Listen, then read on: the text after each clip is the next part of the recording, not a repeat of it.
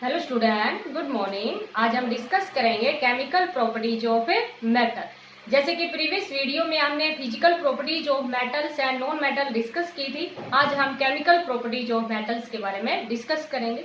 तो फर्स्ट हम जो रिएक्शन है मेटल की वो ऑक्सीजन के साथ डिस्कस कर रहे हैं। ये आपके पास क्वेश्चन इस तरह से भी आ सकता है, what happens when metals are burned in air. कि जब मेटल्स हैं उनको एयर मीन्स ऑक्सीजन, जब ऑक्सीजन के साथ रिएक्शन करवाते हैं तो किस प्रकार की केमिकल रिएक्शन होती है, मीन्स व्हाट हैपेंस मीन्स किस प्रकार का प्रोडक्ट बनता है, या कौन कौन सी मेटल्स हैं वो ज्यादा रिएक्टिव होती हैं या कौन सी मेटल्स हैं वो लेस रिएक्टिव होती हैं। मीन्स कौन कौन सी मेटल है जो ऑक्सीजन के साथ बहुत इजिली से मीन्स बहुत ही ज्यादा फास्टली रिएक्शन करती हैं। कुछ मेटल्स हैं वो ऑक्सीजन के साथ इजिली से रिएक्ट नहीं करती, लेकिन सारी की सारी जो मेटल्स हैं वो ऑक्सीजन के साथ रिएक्ट करके मेटल ऑक्साइड बनाती है। क्योंकि मेटल्स उनको बोलते हैं, जैसे कि हमने डिस्कस भी किया था, जो इलेक्ट्रोपॉजिटिव आयंस होती हैं जिनके अंदर मीन्स जो इलेक्ट्रॉन को लॉस करने के बाद में जो पॉजिटिव आयंस बनते हैं उनको हम मेटल कहते हैं। या हम जैसे कि थोड़ा सा फिर दोबारा यहाँ प्रीवियस वीडियो में जो डिस्कस किया था उसके बारे में पढ़ रहे हैं अभी दोबारा। जैसे कि हमने मैग्नीशियम ही ले लिया, तो मैग्नीशियम है उसका एटॉमिक नंबर कितना होता है 12। तो फर्स्ट सेल में मींस मैक्सिमम कितने इलेक्ट्रॉन आ सकते हैं 2, सेकंड में कितने आ सकते हैं 8, और थर्ड में कितने बचे 2 बचे ना। और हर कोई अपना कंप्लीट ऑक्टेट करना चाहता है, तो ये जो लास्ट सेल होता है जिसके अंदर वैलेंस इलेक्ट्रॉन है इसको हम वैलेंस सेल भी बोलते हैं। मीन्स हर एक जो मेटल्स होती है उसके लास्ट सेल में या जो वैलेंस सेल होता है उसके अंदर फ्री इलेक्ट्रॉन होते हैं। इसीलिए जो मेटल्स है वो क्या करती है, अपने ऑक्टेट को कंप्लीट करने के लिए जैसे कि ये 2 इलेक्ट्रॉन को लॉस कर देती है, और जब 2 इलेक्ट्रॉन को लॉस करने के बाद में मीन्स लूज करने के बाद में इलेक्ट्रॉन को ये कैसी बन जाती है, इलेक्ट्रोपॉजिटिव बन जाती है। और जैसे कि जो ऑक्सीजन है वो हमारे पास कैसा होता है, इलेक्ट्रॉन नेगेटिव होता है। ऑक्सीजन है वो क्या होता है, हमारे पास इलेक्ट्रॉन नेगेटिव एलिमेंट होता है। और हर कोई जो पॉजिटिव है वो इलेक्ट्रोनेगेटिव एलिमेंट के साथ ही आपका मीन्स कंपाउंड बनाना चाहेगा। क्योंकि जो पॉजिटिव है, जैसे कि मान लीजिए इसके पास 2 इलेक्ट्रॉन थे, ये अपने इलेक्ट्रॉन देना चाह रहा है, और ऑक्सीजन है वो अपने ऑक्टेट को कंप्लीट करने के लिए उसको 2 इलेक्ट्रॉन की जरूरत है। क्योंकि जो ऑक्सीजन होता है वो 8 नंबर पे आता है, मीन्स जो एटॉमिक नंबर है ऑक्सीजन का वो कितना होता है 8। तो पहले सेल में कितने आ गए 2, और दूसरे सेल में कितने आए 6। लेकिन इसको अपना कंप्लीट ऑक्टेट करने के लिए 2 इलेक्ट्रॉन की जरूरत है, और ये 2 इलेक्ट्रॉन किसी मेटल से ले लेगा, क्योंकि मेटल्स हैं उनके अंदर 3 इलेक्ट्रॉन है और ऑक्सीजन को इलेक्ट्रॉन की जरूरत है। इसीलिए सारी की सारी मेटल्स हैं वो ऑक्सीजन के साथ रिएक्ट करती हैं। कोई फास्टली रिएक्शन होती है, कोई स्लो रिएक्शन होती है। मीन्स कुछ इजिली बर्न हो जाती हैं और कुछ बर्न नहीं होती, लेकिन वो रिएक्शन करती है। वही अभी हम डिस्कस करेंगे। तो ये तो अभी आपको समझाने के लिए था, थोड़ा और समझाते हैं। आपको लिखना क्या है वो मैं अभी बताती हूँ। जैसे कि मान लीजिए अब ये मैग्नीशियम ही है, इसने ऑक्सीजन के साथ रिएक्शन की। अब इसने ऑक्सीजन के साथ रिएक्शन करके सारी की सारी मेटल्स हैं वो ऑक्सीजन के साथ रिएक्शन करके क्या बनाती है, मेटल ऑक्साइड बनाती है। अब देखो यहाँ O2, ये बैलेंस रिएक्शन शायद आपने पढ़ ही लिया है, पीछे जो चैप्टर थे उनके अंदर आपने बैलेंस रिएक्शन को पढ़ लिया है। नहीं भी तो देखो अभी दोबारा समझाते हैं। MgO बनेगा, MgO2 नहीं बनेगा, क्योंकि इसके पास कितने हैं 2 पॉजिटिव है और ऑक्सीजन के पास 2 नेगेटिव है। और जैसे कि कोई भी कंपाउंड बनता है इस तरह से तो वो क्या बनता है, न्यूट्रल बनता है, तो MgO बनेगा। लेकिन इधर ऑक्सीजन कितने हैं 2, इधर 1 है, तो इसको बैलेंस करने के लिए मीन जितना रिएक्टेंट में होता है, इनको रिएक्टेंट बोलते हैं और इनको प्रोडक्ट बोलते हैं। जितना रिएक्टेंट के अंदर एलिमेंट होते हैं उतने ही प्रोडक्ट में होने चाहिए। तो इधर ऑक्सीजन 2 है, इधर भी 2 हो गया, इधर मैग्नीशियम 1 था इसलिए 2 से मल्टीप्लाई कर दिया, रिएक्शन बैलेंस हो गई। अब ऐसे ही मान लीजिए हम एग्जाम्पल ले लेते हैं किसका, सोडियम का ले लेते हैं। सोडियम है उसको किससे रिप्रेजेंट करते हैं, Na से रिप्रेजेंट करते हैं। इसकी ऑक्सीजन के साथ रिएक्शन करवाते हैं तो ये हमारे पास Na2O बनता है। क्यों बनता है? क्योंकि सोडियम, जैसा कि आपको बताया था, इसका एटॉमिक नंबर कितना होता है 11। फर्स्ट सेल में कितने आ गए 2, सेकंड सेल में कितने आए 8 और लास्ट सेल में कितने बचे हैं 1। और इसको अपना कंप्लीट ऑक्टेट करने के लिए 7 की जरूरत है। ऑक्टेट चाहे कितने भी कंप्लीट हो जाए, 2 कंप्लीट हो जाए या 3 कंप्लीट हो जाए, हर कोई अपना ऑक्टेट कंप्लीट करना चाहता है। तो ये क्या करेगा, एक इलेक्ट्रॉन को दे देगा, क्योंकि 7 इलेक्ट्रॉन किसी नियर बाय से लेना थोड़ा टिपिकल है, काफी ज्यादा एनर्जी की जरूरत पड़ेगी, इसलिए क्या करता है ये एक इलेक्ट्रॉन को लूज कर देता है, मीन्स लॉस कर रहा है उसका, एक इलेक्ट्रॉन को कर दिया लूज इसने। अब देखो यहाँ पर एक इलेक्ट्रॉन का लॉस करने के बाद में Na पॉजिटिव बना, मीन्स एक इलेक्ट्रॉन है ना। ऑक्सीजन का अभी बताया था ना कि ऑक्सीजन को अपना ऑक्टेट कंप्लीट करने के लिए, अभी ऑक्सीजन बताया था फर्स्ट सेल में कितने थे 2, सेकंड में कितने थे 8। इसको अपना ऑक्टेट कंप्लीट करने के लिए कितने की जरूरत पड़ेगी 2 की जरूरत पड़ेगी। मीन्स ऑक्सीजन है वो क्या करता है, उसके ऊपर जो चार्ज है वो क्या आ जाता है 2 नेगेटिव, क्योंकि 2 इलेक्ट्रॉन को ये ले रहा है ना, 2 इलेक्ट्रॉन को ले रहा है, तो इसके ऊपर जो चार्ज है वो कैसा आ जाता है नेगेटिव आ जाता है, मीन्स O2 नेगेटिव होता है। अब देखो यहाँ सोडियम के ऊपर तो कितना है 1 है और ऑक्सीजन के ऊपर कितना है, देखो पहले हम ये बना लेते हैं NaO बना लेते हैं। ऑक्सीजन के ऊपर कितना है -2 और सोडियम के ऊपर कितना है +1 है। अब यहाँ पर तो हमें 2 से मल्टीप्लाई करनी पड़ेगी, यहाँ पर 1 से मल्टीप्लाई करनी पड़ेगी, क्योंकि कोई भी जब कंपाउंड बन रहा है ये तो न्यूट्रल ही बन रहा है ना, तो ये मीन्स 2 से मल्टीप्लाई करने का मतलब आगे नहीं करना, आगे मल्टीप्लाई कब करना है बैलेंस करने के लिए। तो Na2 हो गया, समझ में आ गया होगा ना आपको। और देखो अभी एक दो और समझाते हैं। अब इधर ऑक्सीजन कितना है 1, इधर ऑक्सीजन कितने हैं 2, तो यहाँ क्या करेंगे 2 से मल्टीप्लाई कर देंगे तो 2 ऑक्सीजन हो गए। लेकिन सोडियम इधर आपके पास कितने हो गए 4, तो यहाँ पर इधर 4 से मल्टीप्लाई कर देंगे। तो ये केमिकल रिएक्शन बैलेंस करनी आपको आती होगी। अब देखो जैसे कि मान लीजिए हम एल्यूमिनियम का केस ले लेते हैं, ये सभी आपको समझाने के लिए है, लिखना क्या है मैं अभी बताती हूँ। जैसे एल्यूमिनियम ले लिया, अब एल्यूमिनियम है वो ऑक्सीजन के साथ रिएक्शन करके क्या बनाएगा Al2O3 बनाएगा, क्योंकि देखो स्टार्टिंग में हम क्या ले लेते हैं AlO ले लेते हैं, मीन्स एल्यूमिनियम ऑक्साइड हमने ये ले लिया AlO, क्योंकि देखो यहाँ मैं O2 ले रहे हैं ना, सिंगल में नहीं ले रहे ना, क्योंकि O2 एक गैस है और गैस है वो एक मॉलिक्यूल की फॉर्म में होती है। और मॉलिक्यूल क्या होती है, जिसमें जो आपने 9th क्लास में पढ़ लिया होगा, जिसमें सिंगल टाइप के एटम्स, सिंगल टाइप के मीन सेम टाइप के एटम ही होते हैं। जैसे ऑक्सीजन है, लेकिन जितनी भी जो गैसेज होती है ये मॉलिक्यूल की फॉर्म में होती है। जैसे कि ऑक्सीजन गैस की बात कर ली या N2 नाइट्रोजन गैस की बात कर ली, तो इस तरह से हमारे पास, इसलिए हमने सिंगल की फॉर्म में नहीं लिखा, एक सब्सटेंस की फॉर्म में नहीं लिखा, इसको किसकी फॉर्म में लिखा है, कोई मॉलिक्यूल की फॉर्म में लिखा है O2। समझ आ गई बेटा। और ये हमारे पास क्या है, कोई भी सब्सटेंस है, मीन्स मेटल है। जैसे कि देखो एल्यूमिनियम प्लस ऑक्सीजन, हमने स्टार्टिंग में क्या ले लिया एल्यूमिनियम ऑक्साइड ले लिया, लेकिन क्या होता है हमारे पास, हम देखते हैं कि Al2O3 मिलता है ना। क्यों मिलता है ऐसा, क्योंकि एक एल्यूमिनियम है उसका एटॉमिक नंबर कितना होता है 13, तो फर्स्ट सेल में कितने होंगे 2, 8 और 3, मीन्स ये 3 इलेक्ट्रॉन को लॉस कर देगा और 3 इलेक्ट्रॉन को लॉस करेगा तो 3 पॉजिटिव आ जाएगा, तो Al3 पॉजिटिव आ गया। एक ऑक्सीजन के ऊपर अभी बताया था आपको कितना होता है -2। अब यहाँ पर 2 से मल्टीप्लाई करें और यहाँ 3 से मल्टीप्लाई करें तो ये +6 हो जाएगा, ये -6 हो जाएगा। अब ये कंपाउंड बन गया ना, तो यहाँ पर 2 से मल्टीप्लाई किया और यहाँ पर 3 से मल्टीप्लाई किया, इसलिए क्या बन जाता है Al2O3। समझ में आ गया होगा आपको।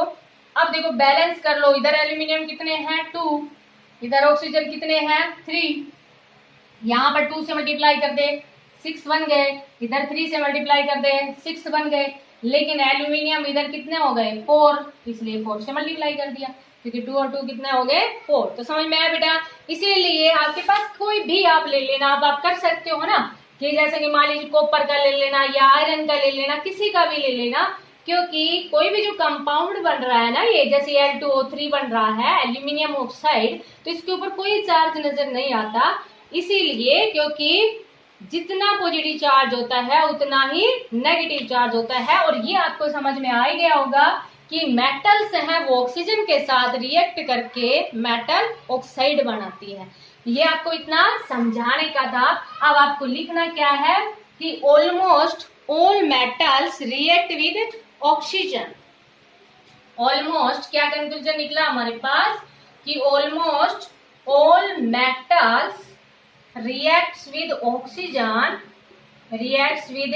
oxygen to form, सारे के सारी मेटल्स हैं वो रिएक्ट होके ऑक्सीजन के साथ या कंबाइन विद ऑक्सीजन भी कह सकते हैं या रिएक्ट्स भी कह सकते हैं, और कंबाइन जैसे आपको अच्छा लगे, रिएक्ट्स या combine with oxygen to form metal oxide. To form metal oxide क्या बना देती है? मेटल ऑक्साइड बना देती है। समझ आया? मीन्स क्या लिखेंगे यहाँ पर? मेटल प्लस ऑक्सीजन क्या बन जाएगा हमारे पास? Metal oxide. समझ आया बेटा? कोई भी एग्जांपल दे देना, जैसे मैग्नीशियम, ऑक्सीजन, और ये आपको सभी समझा ही दिया था। इसको बैलेंस करने के लिए 2 से मल्टीप्लाई कर देंगे। इसलिए आपको अभी यहाँ से नोट करना है कि ऑलमोस्ट ऑल मेटल्स रिएक्ट्स या combine with oxygen to form metal oxide. Metal plus oxygen क्या बनेगा? Metal oxide. और भी कोई एग्जांपल ले लेना, जैसे कि कॉपर का ले लेते हैं, ये इतना नोट कर लेना। कॉपर का ले लिया, क्योंकि सारी की सारी मेटल्स हैं वो ऑक्सीजन के साथ रिएक्ट करती हैं या कंबाइन होती हैं। तो जैसे कि कॉपर का ले लिया, कॉपर है वो ऑक्सीजन के साथ रिएक्ट करके क्या बना देगा? कॉपर ऑक्साइड बना देगा। अभी अगेन देखो, इसको बैलेंस करने के लिए ये समझ में आ गया होगा आपको, क्योंकि एक कॉपर के ऊपर +2 चार्ज होता है, एक ऑक्सीजन के ऊपर -2 चार्ज होता है, ओनली कॉपर ऑक्साइड बन जाता है। यहाँ पर 2 3 कुछ नहीं होता। बैलेंस करने के लिए 2 से मल्टीप्लाई कर दी। अब देखो यहाँ हमारे पास क्या होता है कि कॉपर को जब ऑक्सीजन के साथ रिएक्ट करते हैं, जैसे कि अभी हमारे पास मैग्नीशियम था, तो मैग्नीशियम है वो ऑक्सीजन के साथ रिएक्ट करके बिल्कुल बर्न हो जाता है। जैसे मैग्नीशियम का रिबन होता है, वो ऑक्सीजन के साथ रिएक्ट करके बिल्कुल बर्न हो जाता है, जल जाता है। लेकिन जो कॉपर होता है, इसके बारे में पूछ भी लिया जाता है कई बार कि copper does not burn, burn नहीं होता, लेकिन ये रिएक्ट जरूर करता है। क्योंकि आपको अभी थोड़ी देर पहले भी बताया था कि कोई बिल्कुल बर्न हो जाता है और कुछ कंबाइन करके ऑक्साइड बना देते हैं, लेकिन वो बर्नटे नहीं होते। बर्न का मतलब जलना। Copper does not burn, copper है वो बर्न नहीं होता। लेकिन जो हॉट मेटल है, बट द हॉट मेटल, जैसे कि गर्म करने के बाद में, सॉरी, ऑक्सीजन के साथ रिएक्ट करने के बाद में क्या होता है कि जो हॉट मेटल्स होती है वो कोएक्ट हो जाती है, इज कोएक्टेड विद, वो कोएट मीन्स उसके ऊपर एक परत सी जम जाती है, black coloured layer. Coact with black coloured layer of a copper two oxide, of copper two oxide.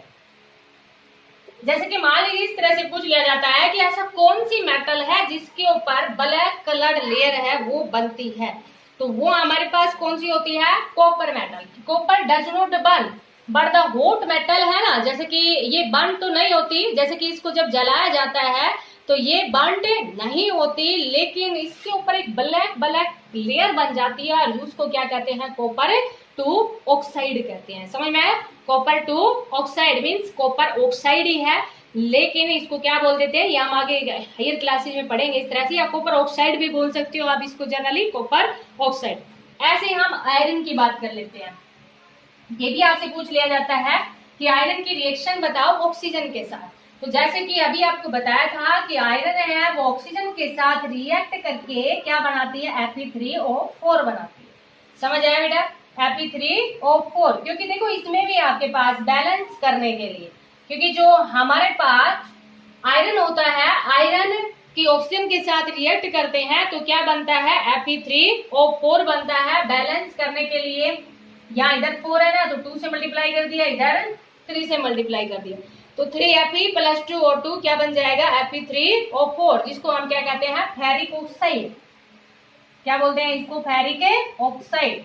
और कई बार इसका पूछ लिया जाता है कि फेरिक ऑक्साइड है उसका कलर किस प्रकार का होता है, तो फेरिक ऑक्साइड है उसका कलर कैसा होता है? ब्राउन। तो यहाँ पर भी क्या होता है कि आयरन है वो does not burn, iron does not burn, iron है वो भी डज नॉट बर्न मीन्स वो भी जलती नहीं है, लेकिन it react with oxygen, it reacts with oxygen to form ferric oxide. क्या बना देती है ये? फेरिक ऑक्साइड बना देती है। आयरन है वो ऑक्सीजन के साथ रिएक्ट करके क्या बना देता है? Ferric oxide. और कई बार ये पूछ लिया जाता है कि फेरिक ऑक्साइड का जो कलर है 1 मार्क्स के अंदर, तो फेरिक ऑक्साइड का जो कलर है वो किस प्रकार का होता है? Brown colour. समझ में आ गया होगा आपको। और देखो आपके पास जैसे कि अभी एल्यूमिनियम की बताई थी, कुछ मेटल्स होती हैं वो बेसिक इन नेचर होती है। Some metals are basic in nature, या जो मेटल ऑक्साइड होते हैं, metal oxides are basic in nature. ये आपको सारा नोट करना है, basic in nature. Acid base और साल्ट, जो कि आपके पास प्रीवियस चैप्टर ही था, एसिड बेस और साल्ट, जो बिटर इन टेस्ट होते हैं, जो OH नेगेटिव आयंस होती हैं जिनके अंदर, उनको हम क्या कहते हैं? बेस कहते हैं। तो ये कुछ मेटल्स ऑक्साइड होते हैं वो बेसिक इन नेचर होते हैं, जैसे कि मैग्नीशियम ऑक्साइड ही ले लिया। क्या है ये? Magnesium oxide, magnesium oxide. Magnesium oxide है, उसकी जब वाटर के साथ रिएक्शन करवाते हैं तो क्या बन जाता है? Magnesium hydroxide. क्या है ये? Magnesium hydroxide. मैग्नीशियम ऑक्साइड, देखो अभी क्या कहा कि मेटल जो ऑक्साइड्स होते हैं वो बेसिक इन नेचर होते हैं। बेसिक इन नेचर मीन्स कोई भी मेटल ऑक्साइड ले लिया, उसकी जब वाटर के साथ रिएक्शन करवाते हैं तो क्या बनता है? हमारे पास बेस बनता है। बेस मतलब जैसे कि यहाँ पर जिसमें OH नेगेटिव आयंस होते हैं, नहीं भी पढ़ा है तो ये हम पढ़ाएंगे इसके बाद में, और आपने पढ़ भी लिया है तो अभी इतना ध्यान रखिए, आपको पता भी होगा, नहीं पढ़ा है तो इतना ध्यान रखना कि जो OH नेगेटिव आयंस जिसके अंदर होते हैं उनको हम बेस कहते हैं, और H पॉजिटिव आयंस होते हैं उनको हम एसिड कहते हैं। तो ये हमारे पास क्या बन गया? Magnesium hydroxide. देखो ये बैलेंस ये रिएक्शन, ऑक्सीजन 2 है, इधर भी 2 है ऑक्सीजन, मैग्नीशियम 1 है, हाइड्रोजन 2 है, कंप्लीट है। तो मैग्नीशियम ऑक्साइड की जब वाटर के साथ रिएक्शन करवाते हैं तो क्या बनता है? मैग्नीशियम हाइड्रोक्साइड बनता है। ऐसे आपके पास और भी बहुत सारी रिएक्शन है, जैसे कि मान लीजिए यहाँ पर हम Na2 ले लें, मीन्स कुछ मोस्ट जो मेटल्स होती हैं वो तो इनसोल्यूबल होती है वाटर के अंदर। Most metals are insoluble in water, insoluble in water. Water के अंदर वो सोल्यूबल नहीं होती। मोस्ट जो मेटल्स होती हैं वो इनसोल्यूबल होती है वाटर के अंदर, बट सम मेटल्स, लेकिन कुछ जो मेटल्स होती हैं, देखो सभी की अपनी अलग अलग प्रॉपर्टीज है। जैसे कि मान लीजिए आपसे इस तरह से पूछ लिया जाए कि मोस्ट मेटल्स तो इनसोल्यूबल है, आपको एक ऐसी रिएक्शन देनी है जो कि सोल्यूबल है, तो लेकिन आपके पास क्या होता है कि कुछ जो मेटल्स है वो dissolve in water, dissolve in water means soluble हो जाती है वाटर के अंदर, और टू फॉर्म, और क्या बनाती है? जैसे कि अभी आपको बताया था कि जब वाटर के साथ रिएक्शन करवाते हैं तो बेस बनाते हैं, और जिनको हम अल्कलीज भी बोलते हैं। तो some metal dissolve in water to form, यहां पर हम बेस भी लिख सकते हैं, या हम क्या लिख सकते हैं? अल्कलीज भी लिख सकते हैं, जिसको क्या कहते हैं? बेस। फॉर एग्जाम्पल, जैसे कि मान लीजिए हम सोडियम ऑक्साइड ले लेते हैं। सोडियम ऑक्साइड है, जब वाटर के साथ रिएक्शन होती है सोडियम ऑक्साइड की वाटर के साथ, क्योंकि ये बहुत ही ज्यादा सोडियम और पोटेशियम है, ये बिल्कुल डिजोल्व हो जाती है वाटर के अंदर, और ये क्या बना देती है? बेस, क्योंकि ये हाईली रिएक्टिव मेटल भी है।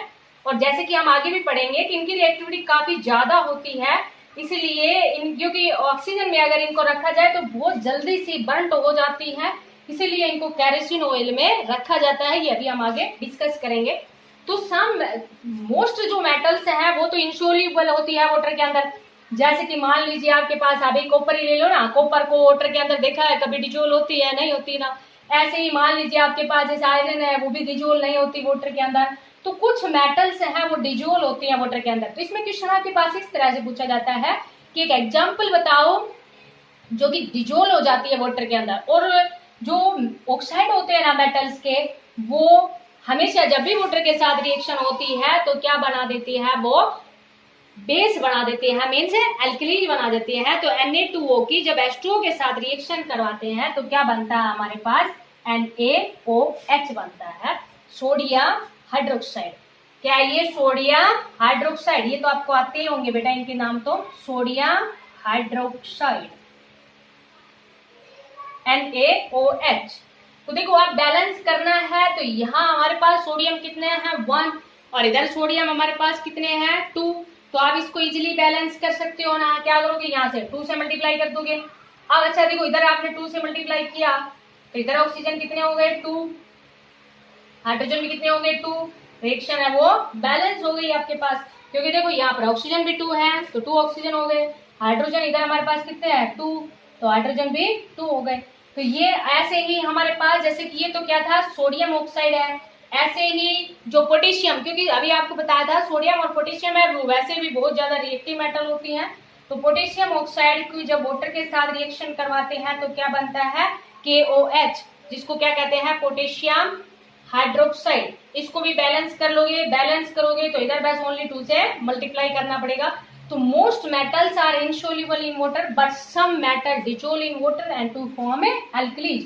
मीन्स मेटल्स है जैसे आपको बताया बहुत ही ज्यादा रिएक्टिव होती हैं, सोडियम और पोटेशियम तो ऑक्सीजन के साथ तो बहुत इजीली से रिएक्शन कर लेती हैं, ये बहुत ही फास्ट रिएक्शन होती है इनकी ऑक्सीजन के साथ, तो ये ऑक्साइड बना देती हैं। और ऑक्साइड है उनको जब वाटर के अंदर डिजोल्व किया जाता है तो क्या बना देती है, ये हाइड्रोक्साइड बना देती है। तो ये समझ में आ गया होगा आपको। अब ऐसे ही हमारे पास एक जैसे कि पूछ लिया जाता है कि ये तो हमारे पास कुछ रिएक्शन की बात कर रहे हैं, तो ये ऐसे पूछ लिया जाता है कि एम्फोटेरिक ऑक्साइड क्या होते हैं। क्योंकि हम ऑक्सीजन के साथ रिएक्शन की बात कर रहे हैं तो कई बार हमसे क्या पूछ लिया जाता है amphoteric oxide. Amphoteric oxide, amphoteric oxide देखो क्या होते हैं, जैसे कि जो एसिड और बेस दोनों के साथ रिएक्शन कर जाए, मींस जिनका जो बिहेवियर है वो एसिड भी हो और साथ में कैसा हो बेस भी हो। Amphoteric oxide, amphoteric oxide means जो मेटल ऑक्साइड होती हैं, some metal oxide, some metal oxide reacts with acid, reacts with both acid and base। कुछ मेटल ऑक्साइड होते हैं वो रिएक्ट कर जाते हैं किसके साथ, एसिड और बेस के साथ, और टू प्रोड्यूस, और क्या बना देते हैं टू प्रोड्यूस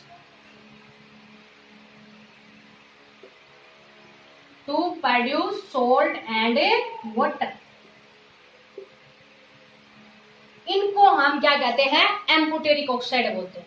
जैसे कि क्वेश्चन आपसे ये पूछ लिया जाता है कि एम्फोटेरिक ऑक्साइड क्या होते हैं, तो सम मेटल्स हैं, सम मेटल ऑक्साइड है वो reacts with both acid as well as a base, as well as a base to produce, जो कि प्रोड्यूस करते हैं क्या सोल्ट एंड ए वाटर। उनको हम क्या कहते हैं are known as amphoteric, are known as amphoteric.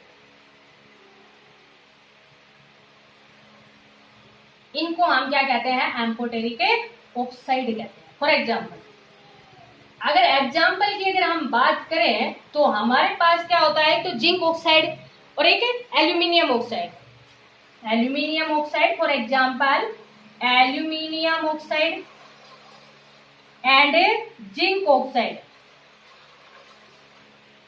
Both are.